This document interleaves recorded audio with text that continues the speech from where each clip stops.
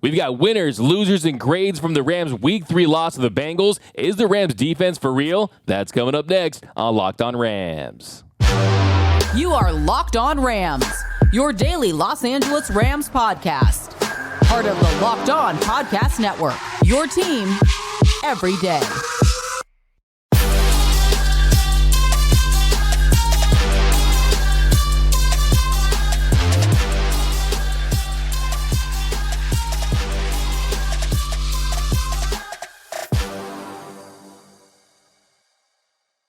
What is up, Ramley? Welcome to another episode of Locked On Rams, your daily podcast covering your four-time champion Los Angeles Rams. Locked On Rams, part of the Locked On Podcast Network, your team every day. We're also available over on YouTube, so if you have not yet, be sure to subscribe to the Locked On Rams YouTube channel. So close to 9,000 subscribers, so be sure to hit that subscribe button, hit that notification bell, hit that like button, and let us know. Do you think this Rams defense is for real?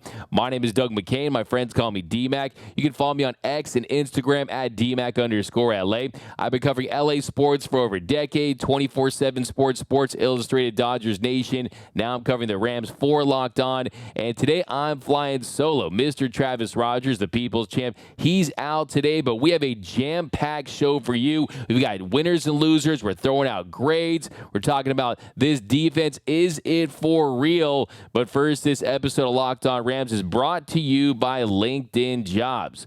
LinkedIn Jobs helps you find the qualified candidates you want to talk to faster. Post your jobs for free at linkedin.com/LockedOnNFL. That's linkedin.com/LockedOnNFL to post your job for free. Terms and conditions apply. So we're going to continue to break down the Rams' 19-16 loss to the Bengals on Monday Night Football. And yes, usually you should use the 24-hour rule. No matter how bad the loss is, use 24 hours and then you flush it. But if you want to extend this one, I'm okay with that because it was a very frustrating loss, a very winnable game for the Rams that they just could not take advantage. They should have put that team away there in the first half. They should be 2-1 at this point, possibly 3-0, but now they're 1-2 heading into week 4. But as bad as it was for the offensive side, as bad as it was for Sean McVay, in my opinion, called one of the worst games of his career as Rams head coach, I think it was one of the best games for defensive coordinator Raheem Morriss. His bend but don't break style of defense was effective. He mixed things up. And if you look at the performance of this Rams D against his Bengals offense, they got the results they needed. If I told you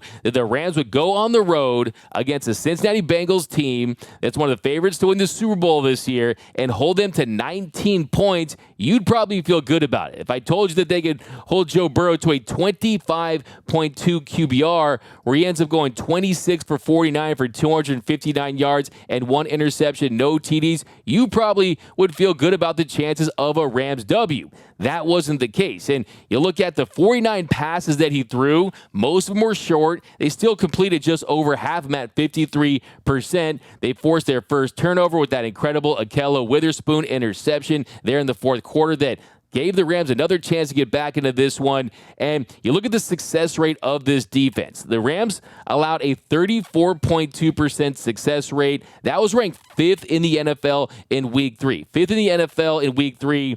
But of those 5 teams, the top 5 in success rate, the Rams are the only team to not walk away with a victory. So that tells you right there, the Rams did enough to win this game. Now, the next question is, what did the Rams do? What did Raheem Morriss do? Well, the first thing he did was he mixed things up. And you're always going to see some soft umbrella coverages. You're going to see bend but don't break. You don't want to get beat deep. And that's usually going to be the case, but he mixed things up. We saw tons of different looks, 8 to be exact. You saw 37 in the 4-2, 9 in the 4-1, 10 the 5-0, where they put Ernest Jones up on the line. You saw 8 plays where they replaced a will linebacker for a dime linebacker on a 5-1. You saw 6-0 formations, 6-1 formations, and what I really liked and appreciated was they were more aggressive. You saw tighter coverage in spots where they knew the quick game was going to be in play, and they weren't stymied by it. They knew it was coming, and they did a really nice job keeping the damage to a minimum. Look, in this defense, you're going to take your jabs. The key is just not to get that knockout blow. You got to be a Rocky Marciano out there, being able to take some punishment, but not letting them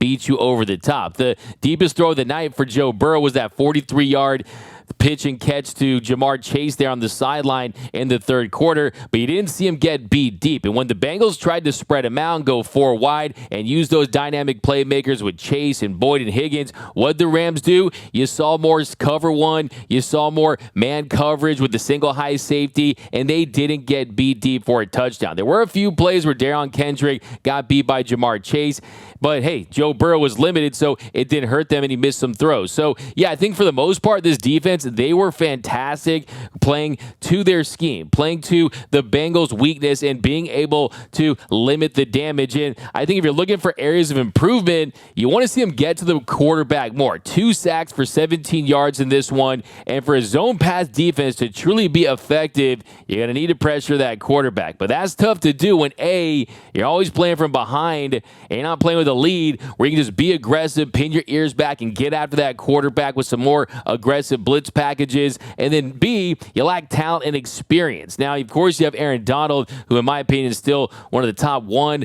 2, or 3 defensive players on the planet still. We're going to talk about him in a few minutes here. But I think for the most part, while this defense continues to gain experience, you're going to want to use some more stunts and blitzes and explore ways to get to the quarterback, because that is how you're really going to take this defense to the next level. But give credit to Raheem Morriss and this Rams defense. They were gutsy and gritty out there, just finding ways to keep their team in it when this offense wasn't doing very much. And that's what makes this loss sting that much more, because it feels like you wasted a great defensive effort by this Rams D that held this Bengals team to 19 points, that held Joe Mixon to 65 yards rushing when he entered this game, being one of their bright spots, one of the better rushing units with Joe Mixon heading into this one. The Rams, one of the worst teams in the league against the run as far as yards per carry, and they were still able to hold him to 65 yards rushing. Yes, on that 14-yard TD, not great tackling there by Russ Yeast. Kobie Turner was in the mix, so not great tackling there, but still, for the most part, you didn't see any big explosive plays like we saw with Christian McCaffrey or Kenneth Walker in the first half against the Seattle Seahawks in week 1. So they did a really nice job stopping the run, did a nice job preventing the big plays. They just weren't able to take full advantage of it. It almost feels like if a pitcher goes out there and he's throwing a no-hitter, but he's getting no run support, right? And he ends up losing that game. So unfortunately, the Rams were able to get some runs on offense and score some touchdowns and make some big plays. And yeah, it's really unfortunate because you've seen a lot of positive strides. And I think the big takeaway here is that this Rams defense has exceeded expectations early on. These young guys like Kobie Turner and Byron Young, they played well. You're seeing Ahkello Witherspoon hold it down. I mean, that interception that he made, that was incredible. I mean, one arm, he said, give me that. I mean, he just took that ball right away from Boyd there early in the fourth quarter to give the Rams another opportunity to get back in this game. Unfortunately, they don't take advantage, but still, as painful as this loss was, you have to feel good about the performance of this defense. You have to be encouraged by it,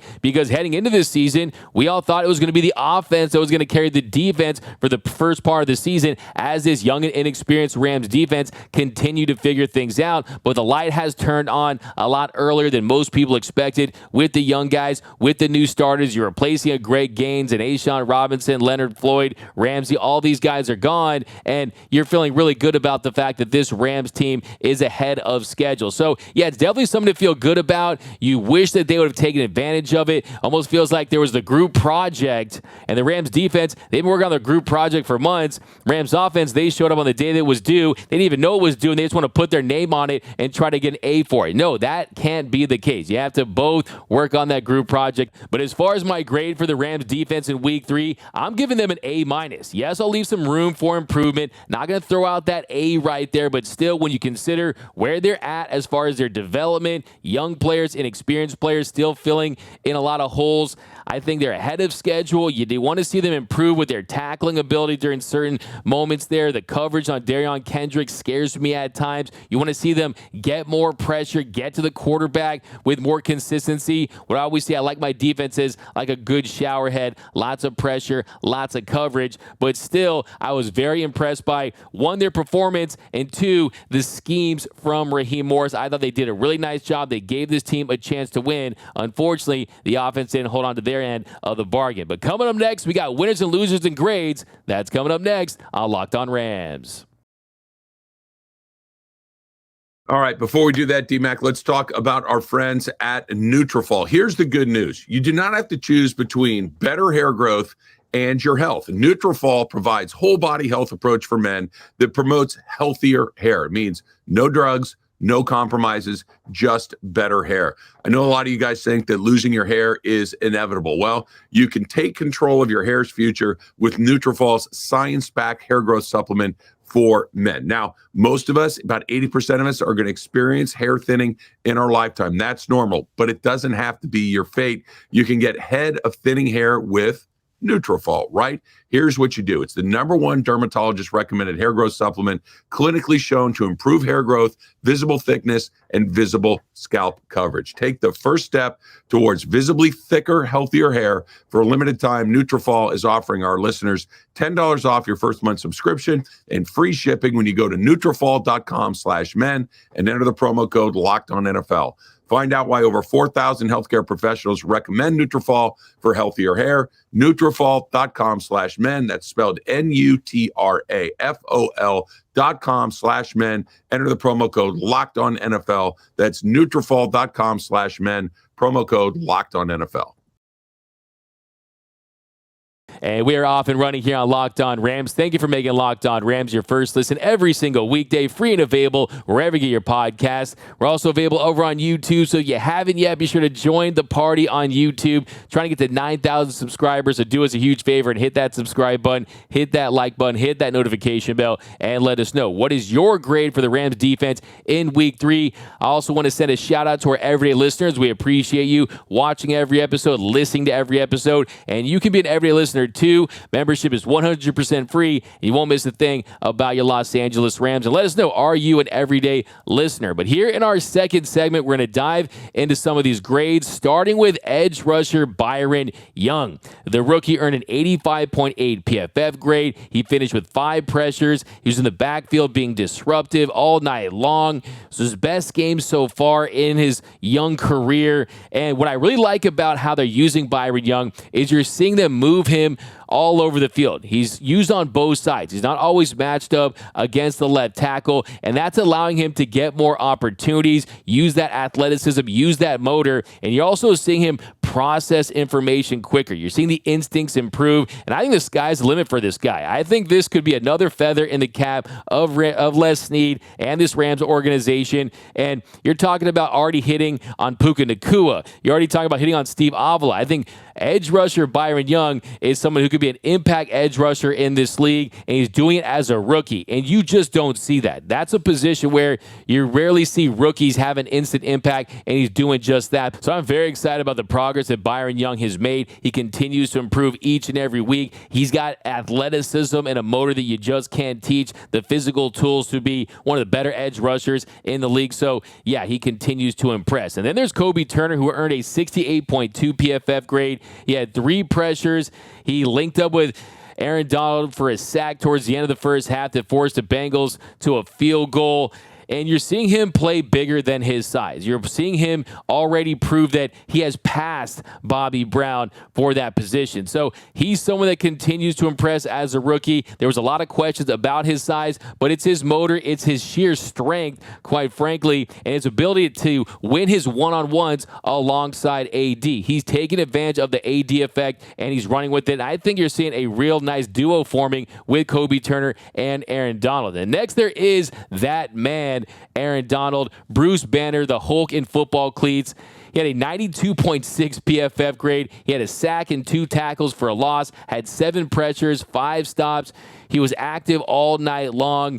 And you're seeing with AD, you're seeing more stunts, more twists. You're seeing him get to the quarterback in a variety of different ways. They're not just moving him up and down that line anymore. And I think that's been the key adjustment with AD. And look, the first couple of weeks, he made some noise, and defenses were still geared towards stopping him. Of course, just as Geno Smith, who yelled, "Oh my God," when AD was rushing towards him. But week 2 against the 49ers, you didn't hear his name called very much. They did a nice job against him. But look, he's still elite. He's still as strong and as fast fast as he was in his prime, and I don't think he's slowing down anytime soon. And look, he had missed significant time. I think it took a couple games to really get the AD, the monster AD, back to elite territory, and we saw a 92.6 PFF grade. That indicates that. And then there's Ernest Jones, who earned a 80.7 PFF grade. He led the team with 9 tackles, and I think, yeah, you like the tackles. He's someone I predicted would have 169 tackles on the year, be among the league leaders, but it's the way that Raheem Morriss was using him in the blitz packages. They used him as the inside blitzer. You saw multiple plays where he was forcing incompletions from Joe Burrow, and that definitely helped this Rams defense. You want to see him tackle in space a little better and probably get to the quarterback a little more, but I thought he did a really nice job. He cleans up a lot of things for this Rams defense. And then there's the much maligned Derion Kendrick. He earned a 68.2 PFF grade, 2 catches on 5 targets for 19 yards, had 1 pass breakup.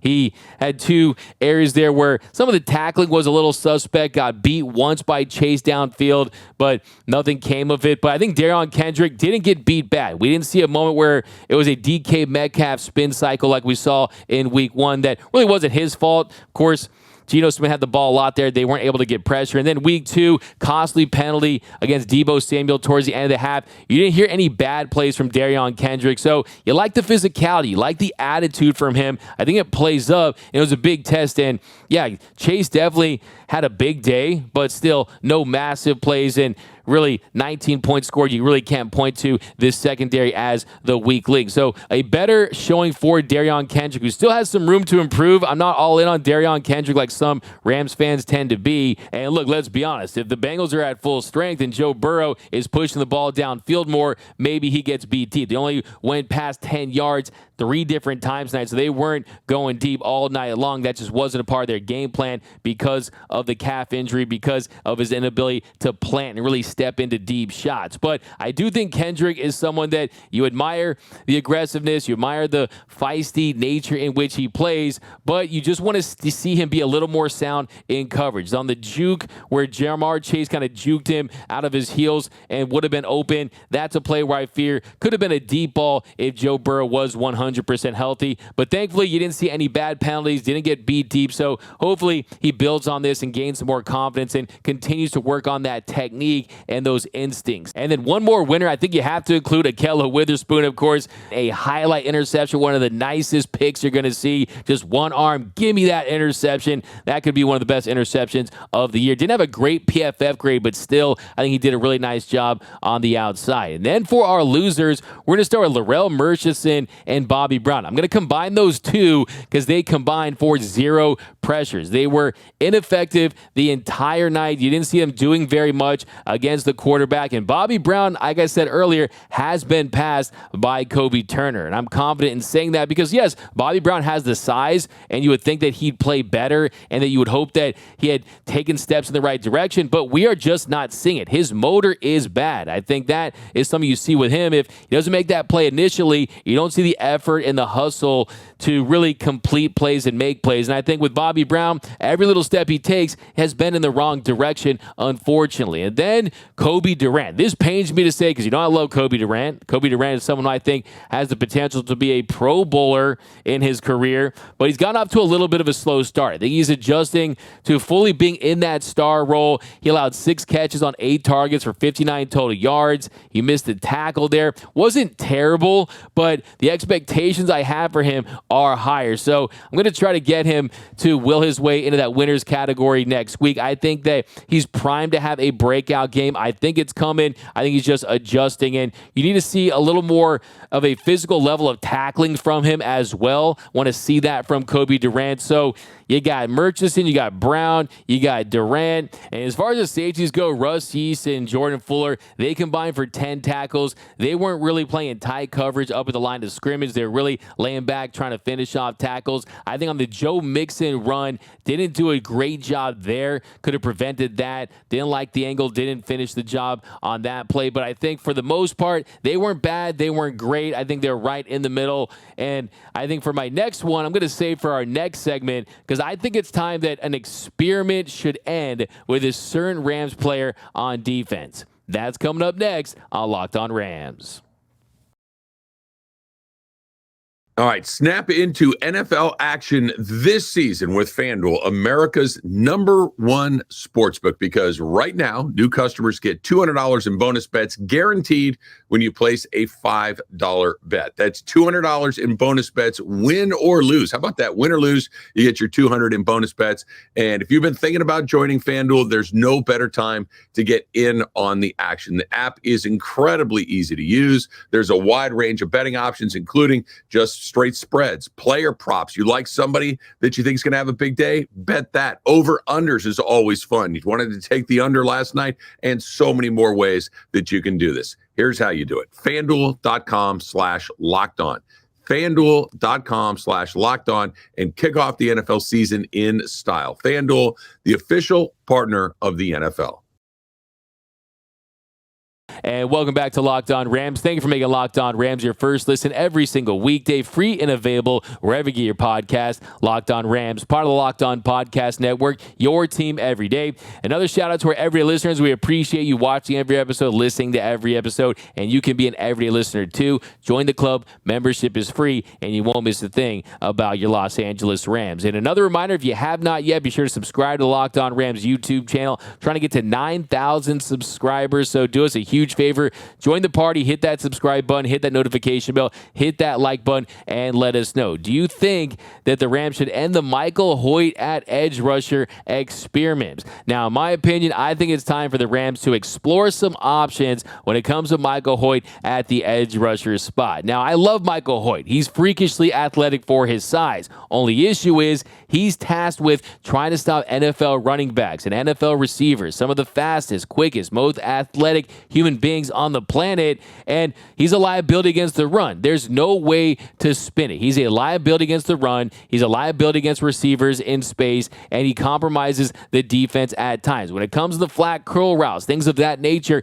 he really struggles. And if you look at his production so far this season, if he was getting to the quarterback with some regularity, if he was pressuring the quarterback consistently, yeah, then maybe you could live with it. But unfortunately, that has not been the case. Against the Bengals on Monday night, he recorded just one pressure, and he played 36 snaps. So 36 pass rush snaps, was able to just get one pressure. So he's gotten the opportunities. He just hasn't been able to get to the quarterback or apply any consistent pressure.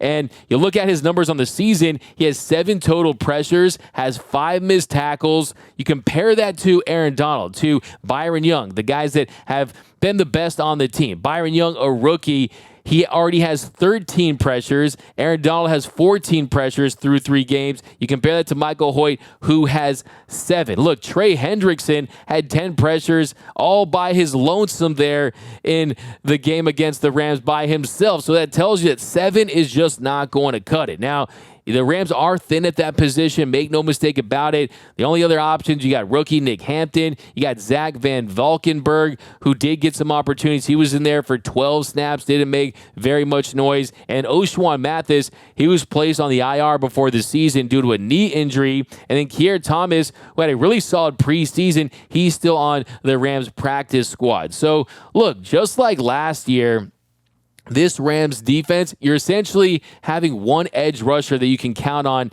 to give you consistent pressure. Last year was Leonard Floyd. This year it's Byron Young. And look, I'm a big don't present a problem unless you have a solution guy. And really my only solution for him right now is I think you want to get to a spot where you could use him situationally. Only problem is you don't have that depth at that position. And I think Michael Hoecht probably still gives you the best chance if he can find a way to be effective. And I'm just worried about teams exploiting him, and that really seems to be the case so far. And I think it'd be nice to sub out him occasionally. I mean, you're looking at Byron Young and Hoecht, they played 92% of the snaps so far this season. So maybe if you cut down on his usage, it would allow him to be effective. So yeah, Hoecht's someone who is a very intriguing player. He's someone that definitely has a lot of athleticism for that size. Unfortunately, there's just nothing he can do about a player in space, a receiver, a running back. It really hurts this defense. I think it compromised him. And just having a guy who's an interior lineman out in coverage. It's kind of a head scratcher as athletic as he is. It's almost like you're trying to win an F1 race with an 18-wheeler, right? That's not going to happen, okay? So I think they need to explore some options because he is going to expose this defense at some point as teams continue to scheme with him on the field. But that's going to do it for this episode of Locked On Rams. My name is Doug McCain. You can follow me on Twitter and Instagram at DMAC_LA. If you haven't yet, be sure to subscribe to the Locked On Rams YouTube channel. And until next time, whose house is Locked On Rams house?